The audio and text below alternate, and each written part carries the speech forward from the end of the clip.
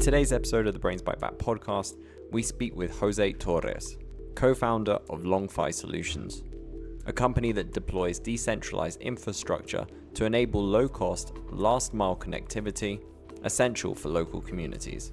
In this episode, you will learn about Jose's backstory, along with how he joined LongFi Solutions, and he also shares the story behind the name LongFi Solutions.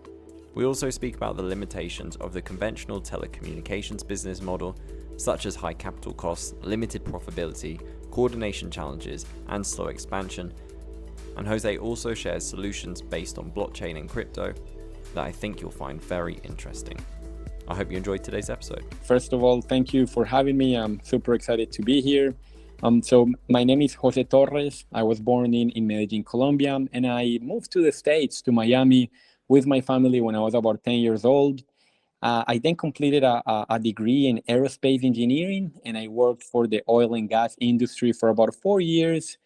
At that time, I went back to get a master's degree in mechanical engineering, and then I started working for a water desalination company for about 3 years. And I learned that water desalination is pretty much COVID-proof, recession-proof.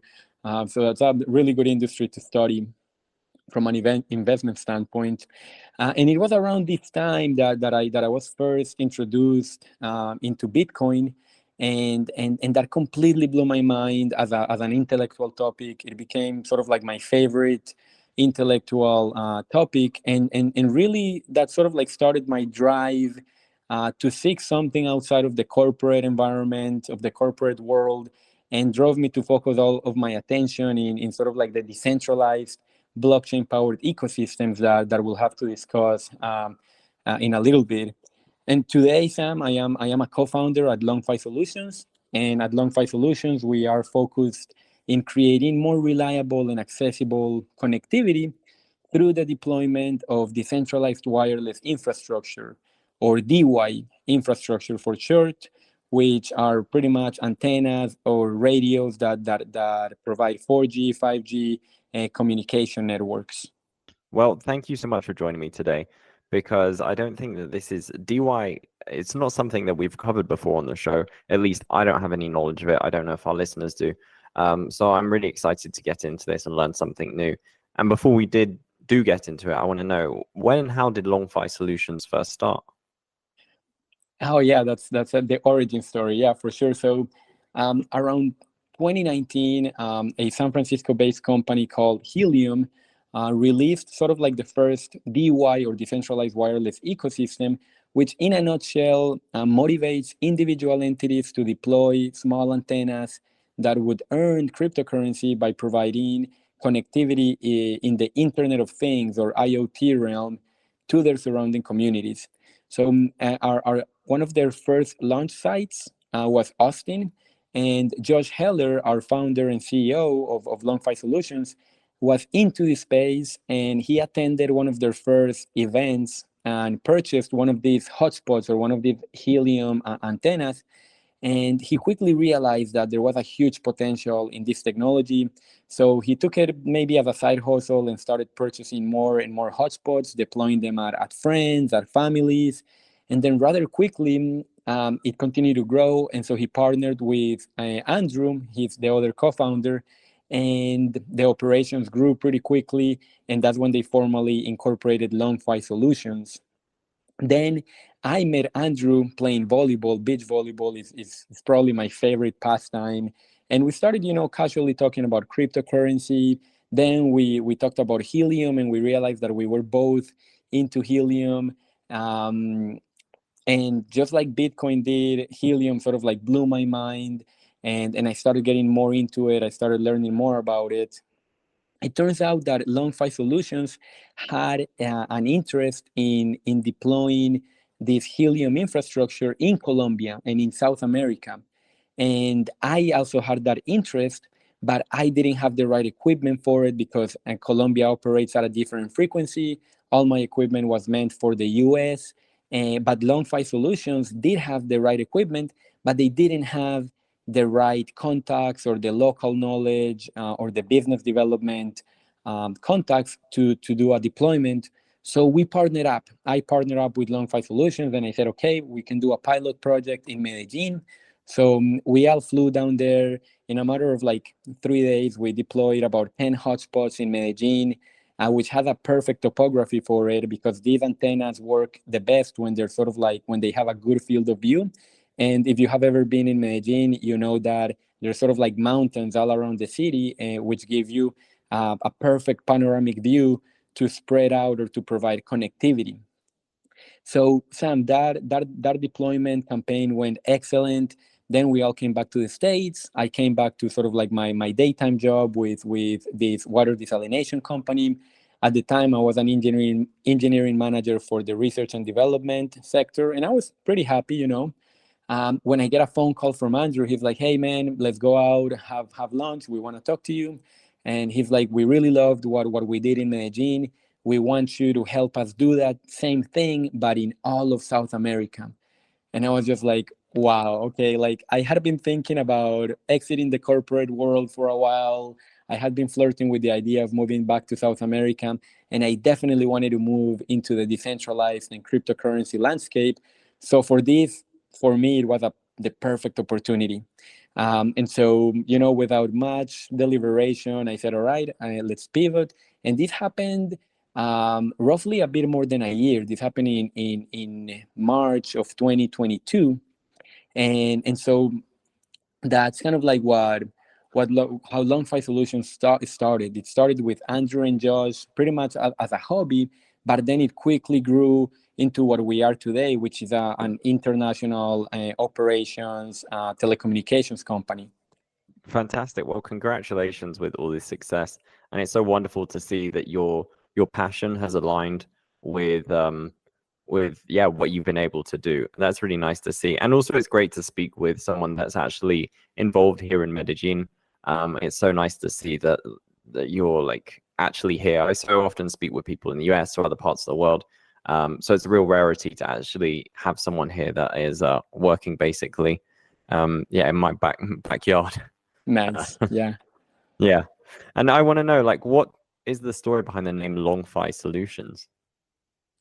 Right. So LongFi is actually a name of a protocol. Is a communications protocol that the Helium, the San Francisco company that started sort of like the decentralized wireless movement, they created a protocol that basically combines an existing protocol which is called LoRaWAN, and LoRaWAN stands for Long Range Wide Area Network, which is the you know how we have Bluetooth, Wi-Fi, 4G, 5G. These are all different communications protocols. LoRaWAN is the telecommunications protocol for the Internet of Things. So think about sensors, devices, temperature sensors, humidity sensors, any type of sensor that needs to communicate over long distances, but it just needs to send very low bandwidth data. This is the protocol they used. And then what Helium did is that they got this LoRaWAN protocol and they combined it with, or they integrated it into the Helium blockchain ecosystem so that all of these devices, when they're talking to each other, they're actually going through a blockchain, through the Helium blockchain. And so LongFi came out of sort of like the combination between LoRaWAN and maybe Wi-Fi or just Fi for fun.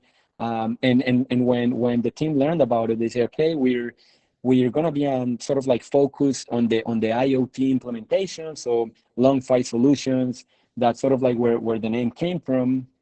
And today our company has grown far beyond the IoT protocol, but you know, the name has a nice ring to it. We call the company LongFi for short, and it just has grown on us. So that's sort of like the origin story of the name. I like it. Maybe I'm a bit biased because I love listening to lo-fi music when Oh, okay. I study. So I maybe have a preference for that kind of sound of name. But it's really nice. And I also want to know, like, with LongFi Solutions, I've seen on the blog that you have many posts talking about the DeWi ecosystem. And in one of them, you mentioned the DeWi blockchains. Now, you've kind of spoken about this a little bit already on the show. But can you explain what the DeWi ecosystem is, and also Shane, what a DeWi blockchains are? Absolutely, Pam. So this is where we really get into sort of like the what's the differentiating factor of what's going on here in this new movement that makes it really unique and very interesting from a telecommunications and connectivity standpoint. So in short, DeWi is an exciting new sector that leverages tools from the blockchain and crypto tech stack to enable disruptive and innovative ways to deploy a telecommunications network. Now, to really capture and understand the value of this new sector and why it's important, I'd like to sort of like talk about four topics. The first one is that it's good to understand how the conventional telecommunications model, business model works, how the deployment works, so where we are without DeWi. Then I'd like to mention a few of the limitations of the current business model because this serves as the motivation to do something different, right? So what are the limitations of the conventional traditional model in meeting the growing connectivity needs of humanity around the world? And after we understand this, then we can say, okay, how does this blockchain or crypto tech stack help in overcoming these challenges? And this is where DeWi arises. And then finally, I'd like to give some examples of sort of like where the DeWi ecosystem is and what are the actual ecosystems or blockchains that are functioning. So I'm going to start with the first part, which is just forget about DeWi, forget about this cutting edge technology. How are we doing things now? And it's the telecommunications world, especially the 4G or the 3G, 4G, 5G. They work in a very centralized fashion, and they work sort of like behind closed doors. So the way I like to think about it is that they pretty much divide the world into two parts. One part is sort of like the elite class. Think about all the high dollar investors, all the people that sort of have control of the means of deploying and of creating and innovating. So they're sort of like in their own little world, investing, deploying, maintaining, selling, and profiting. And then on the other side of the wall, we have sort of like the consumer class, which really just consumes.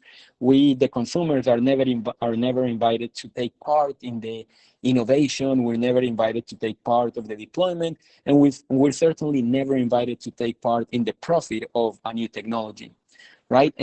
And so this leads us to the second part, which is, okay, what's wrong with this business model, and what's wrong with it from a how can we meet the world's growing connectivity needs?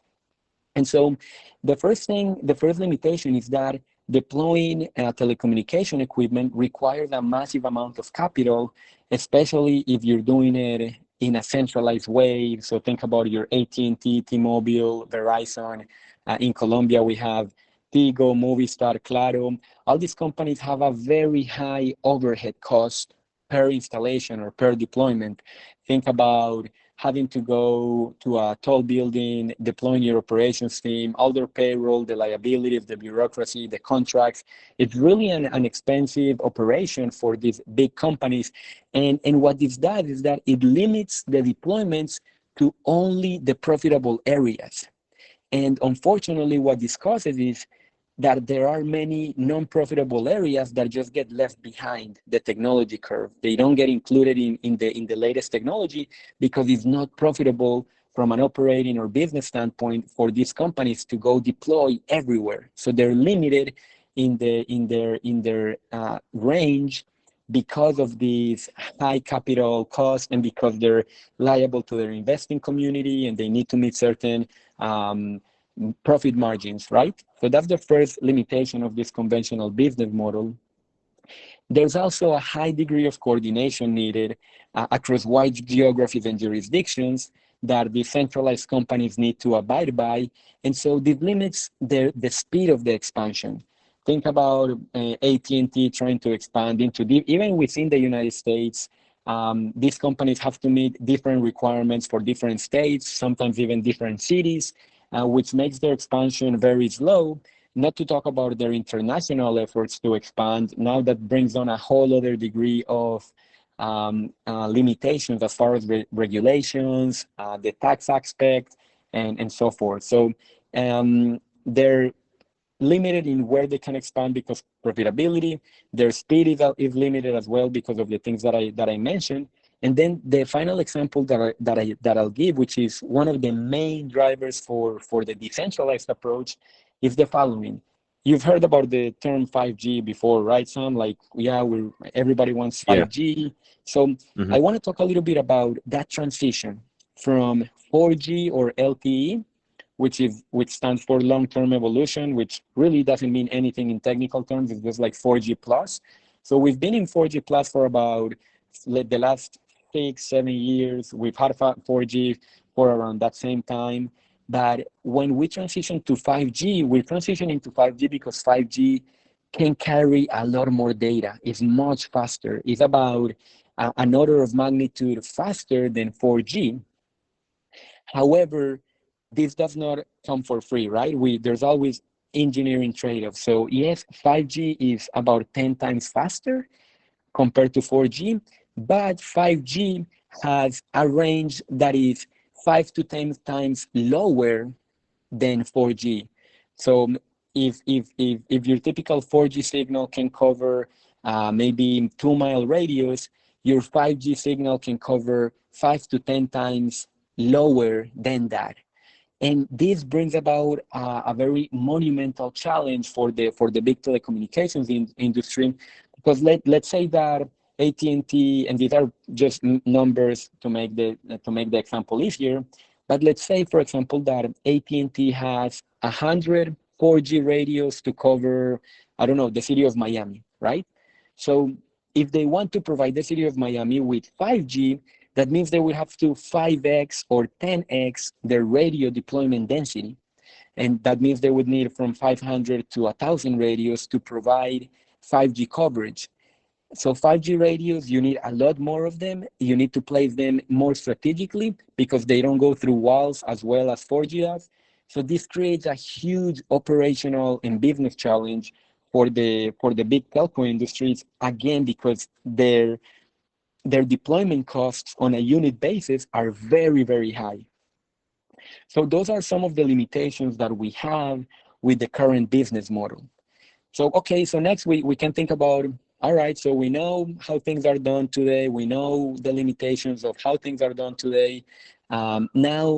Now, what tools do we have at our disposal to overcome these challenges? And so at the heart or at the core of a decentralized approach is the belief that we can and we should eliminate that wall between sort of like the controlling elite or the innovation class and the rest of the world. The decentralization aims to spread innovation at the edge. So in a decentralized ecosystem like decentralized wireless, the ecosystem invites absolutely every individual to participate in the innovation, in the deployment, in the improvement of the entire system from the start, and to also take a piece of the profits proportional to the individual's contribution. So from a philosophical standpoint, to me, this makes a lot of sense because we're leveraging everybody or anybody that's interested, that has the passion, that has the know-how, that has a little bit of capital and time to contribute to make a wider, a more efficient ecosystem compared to the centralized approach, right? So in this case, cryptocurrencies or blockchains are needed sort of and are used as the unifying layer that makes this ecosystem work as one single organism composed of many individual entities, right? And I'll give you one example of how we could not do this with the conventional financial tools, because to me, whenever I learn about a new crypto or blockchain project, one of the first questions that I like to ask or that I like to research is, can we do this without crypto? Can we do it without blockchain? And if the answer is yes, then I'm not a fan of using blockchain just for the fun of it, you know? I think that if we can do things without complexities, without the latest cutting edge technology, which we definitely should. But again, I'm going to give you an example of how the decentralized wireless ecosystem needs and leverages the cryptocurrency that we have. So in the Helium ecosystem, each antenna or each antenna owner gets a micropayment in real time by each individual end user for each time they use the service. So for example, we're both in Medellin. Let's say you have your helium antenna on your balcony. I have my helium antenna on my balcony. And there's a person that owns a taxi fleet. Maybe they have 10, 20 taxis going around Medellin, picking people up, or Ubers or whatever. And they all have sensors that are connected to the helium network on the IoT sector. It might be velocity, GPS, it might be oil temperature. And so each time one of these taxis passes by your antenna, Sam, the antenna charges the taxi owner a micropayment, and it sends the taxi owner the data, and the taxi owner sends you, the owner of the antenna, a micropayment. And then the taxi continues going around the city, and it sees my antenna. It does the same thing. So each time it uses the service of an antenna, it provides a micropayment automatically in real time, and then the data is transferred to the sensor owner. So this means that in one single day, your antenna could transfer data from hundreds or thousands of different users in terms of micropayments. Let's say that its micropayment is less than 1 cent. So now you go and you take this business idea to Visa, MasterCard, Bancolombia, and you say, hey guys, I have this project. I'm planning on making thousands of transactions per day. They're gonna say, hey Sam, sit down, you want something to drink? We definitely want your business. And then you tell them, yeah guys, but each of these payments is gonna be less than 1 cent. They're gonna look at you weird. They're gonna think you're crazy, because they know that each time they make a payment through their system, it costs them about 5 to 10 cents. So if you're transferring something lower than the cost, then it doesn't make sense for them.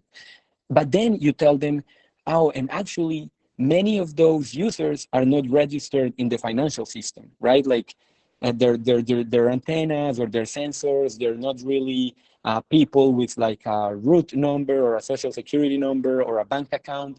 They're just entities. And then they're gonna probably throw you out of their office because they can't do business with you. So that is one example of how the current financial payment system cannot handle what our imagination is already thinking of, because we want to stream money as if it were data, as if it were this podcast. I want to do it many times a day. I want to do micropayments. I want to do real-time payments to entities and I don't want the burden of having to register all of the users with a bank account that has fees and that has overhead charges and everything.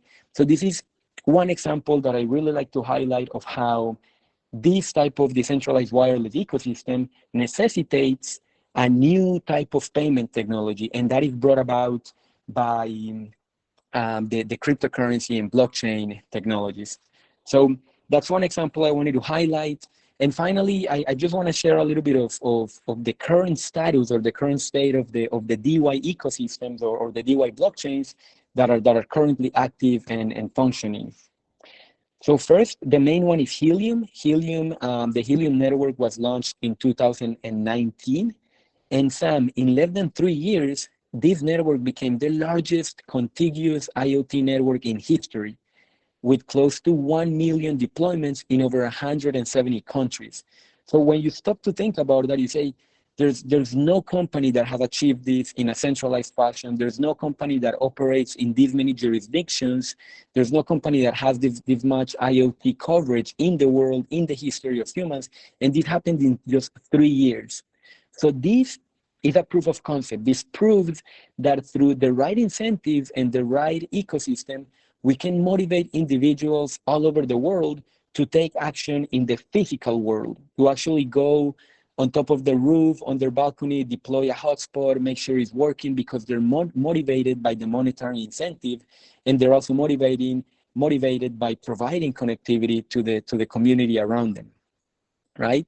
So companies like Helium and XNet are now that we proved this concept, companies are using the same technique, but now they're thinking about the 5G networks across the US.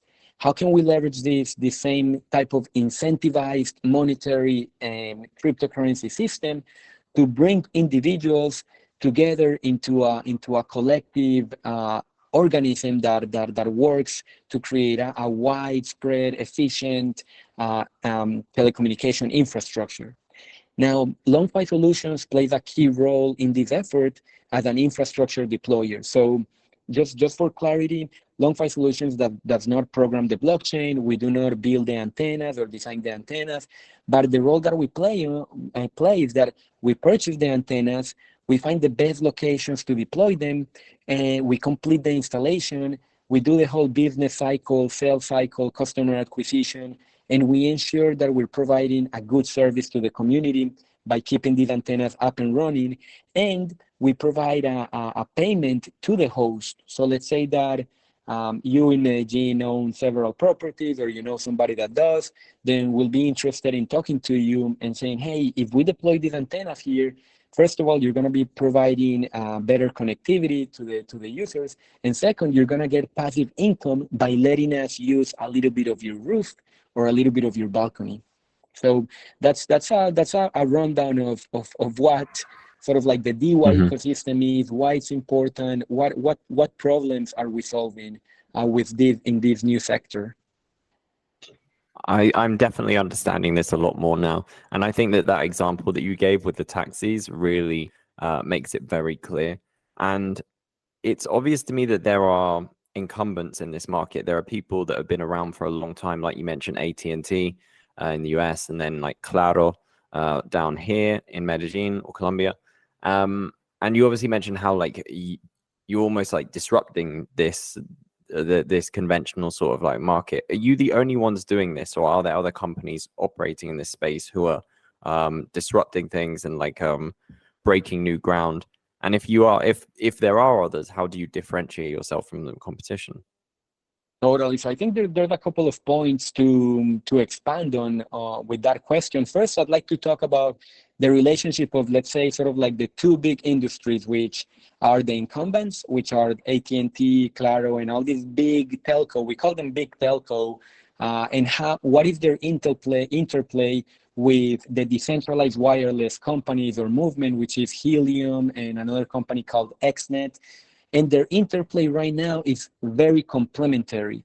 So they're not in direct competition with one another, because what happens, Sam, is that what AT&T and T-Mobile care the most about, their biggest challenge is customer retention. Because as soon as people, at least here in the US and in many parts of the world, as soon as the user notices that they have bad signal, they start thinking about switching.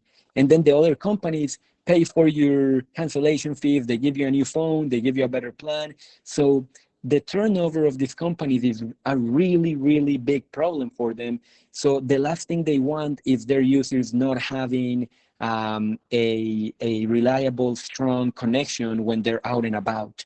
And like I mentioned before, when we go from 4G to 5G, this problem is going to become even worse, because these companies do not have the operating muscle to densify their cities with the 5G deployments. So here comes the DeWi movement, and the DeWi movement comes with the following proposal. They say, hey, and actually Helium and T-Mobile already have a partnership, and it works like this. It's quite complementary. So Helium tells T-Mobile, okay, let's do the following. I'm gonna roll out a Helium phone plan. So Helium is now the first crypto carrier, as they call it. And whenever their users, the Helium users, are within range of a Helium 5G antenna, then they're gonna use that Helium 5G antenna. The owner of the 5G antenna is gonna get paid based on how much people use it. But whenever there is not a Helium 5G antenna around, that phone user is going to go to a T-Mobile antenna.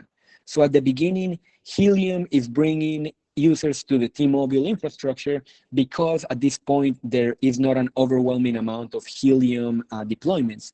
However, as time goes on, the expectation is that the decentralized approach is going to densify much faster than the centralized approach.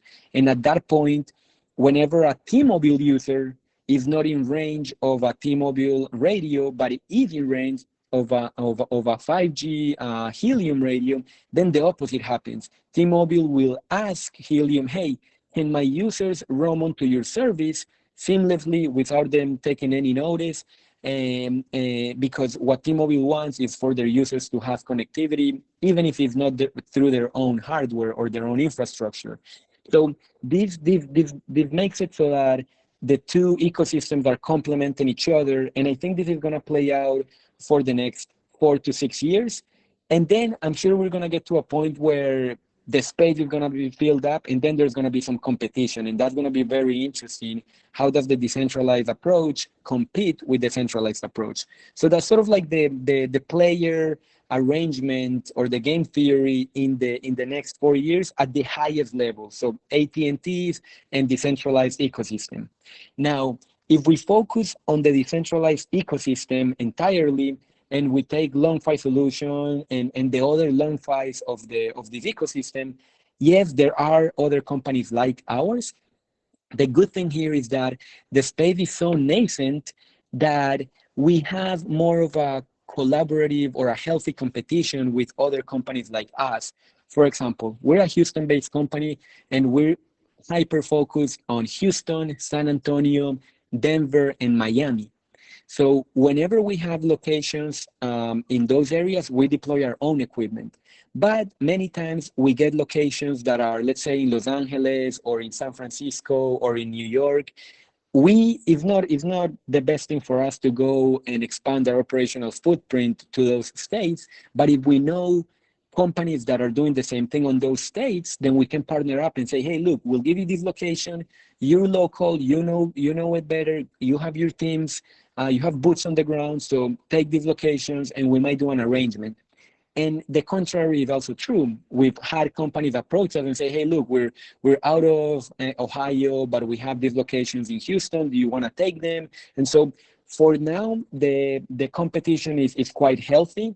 But again, I think over time, as more companies join and as these companies start to grow in their footprint, there's bound to be clashes. And again, I think within 4 to 6 years, we are going to start seeing a little bit more competition, even within the DeWi space. Now, at that time, what is going to differentiate LongFi? Well, first of all, we were there from the start. So Josh, our CEO, he installed the first helium hotspot in the city of Houston, and the city of Houston is right now like the fourth or fifth city with most hotspots in the world. And we have developed a good relationship with all the other key players in the ecosystem. So you have the blockchain developers at Helium, the blockchain developers at XNet. We have good working relationships with them. And then we have very good relationship as well with sort of like the real estate owners in some of these cities. And we're continuing to develop those strategic relationships, because at the end of the day, what we need is four things. We need technical expertise, which LongFi has from the beginning, operational know-how on what is the best way to deploy this hardware, which we already have as well. Then about 3 weeks ago, we got a funding round. So now we have capital. And then the last thing we need is locations. So we've been talking about sort of like this cutting edge technology, cryptocurrency, telecommunication, 4G, 5G. But the truth is that real estate assets, which are conventionally like the oldest way to invest, it might seem a little bit boring, but the truth is that this ecosystem does not work without the real estate component to it, because that's where we deploy our antennas. This is something that is physical infrastructure. So we have developed sort of like a well-rounded ecosystem and partnerships all the way from the tech side into the real estate and sort of like business relationship. And I think that's what's going to differentiate us in the long run. We're gathering a good sort of like license to operate, and we want to be the partner of choice for the best locations in the cities that we're focusing on. I think it's awesome that you're able to partner. That's fantastic. That's really nice to see that collaboration amongst you folks. And yeah, I've really enjoyed this conversation. We have come to the end of our time, but before we go, I would love to know, Jose, if people want to keep up with the work that you're doing, what's the best place for them to go to? Where would you recommend they follow? Absolutely. So we're quite active on Twitter. Our CEO Josh loves Twitter, and he keeps up with it, and he posts a lot of what we're doing on Twitter. And then we also have our website, which is longfisolutions.com, where we have a brief explanation of what we do, how we do it, and also, especially if your audience, if in one of the cities listening, wondering how they can participate, how they can contribute to this, they can definitely reach out via the website, or they can shoot me an email at jose@longfisolutions.com. Again, we're actively looking to expand the network, and we're actively looking to create a business model that benefits everybody that is involved in creating better and more accessible connectivity for these communities.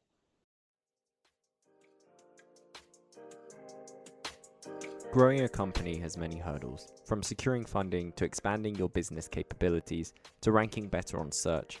Each business challenge is uniquely complex. The solution to these challenges is growth-focused digital PR and marketing, and that is where our sponsor, Publicize, comes in. Publicize sets itself apart from traditional PR companies. It does not charge large retainers or churns out press releases whether you've got a newsworthy announcement or not. Publicize builds businesses' online presence and gets high-quality PR and media coverage for startups and entrepreneurs who are priced out of a broken PR industry. What's more, listeners of Brains Byte Back can find the tools and resources they need to overcome common hurdles that many startups face when trying to generate long-term growth by visiting publicize.co/BBB.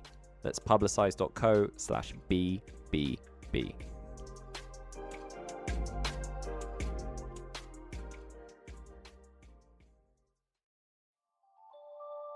That is it for today's episode. Thank you for joining us. I hope you've learned something, and if you have benefited from today's episode, please consider leaving us a review on iTunes or wherever you listen to your podcast, as these reviews really help us grow the show. You can also follow us wherever you get your podcasts, including YouTube. Just search Brains Byte Back and you will find us. We hope you join us for more episodes in the future, and until then, take care.